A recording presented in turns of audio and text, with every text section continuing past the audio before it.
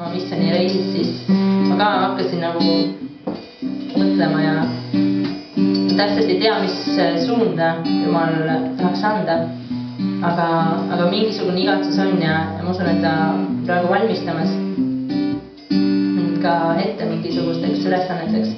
Meil igaühel on täiesti erinev koht või kutsumus, kus me saame olla need missionärid. See võib olla meie enda peres, see võib olla meie oma töö juures, koolis, kus iganes.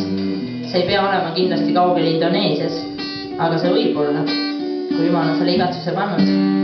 Ja tegelikult neid võimalusi, kus tunnistada ja rääkida on nii palju, aga lihtsalt meil on vaja olla iga päev Jumalale nii lähedal, et me näeksime neid võimalusi, et me võtaksime nendest kinni. Minu palve Jumalale on see, et nii mina kui ka teie suudaksime käia Issandaga koos igal päeval nii, et kuulame, mida tema meile ütleb, mida tema püha vaim meile ütleb, et me teeksime. Ja siis me kogemegi Jumalat igal hetkel, igal sammul. Sellised mõtted. Keegi tahab veel midagi öelda, siis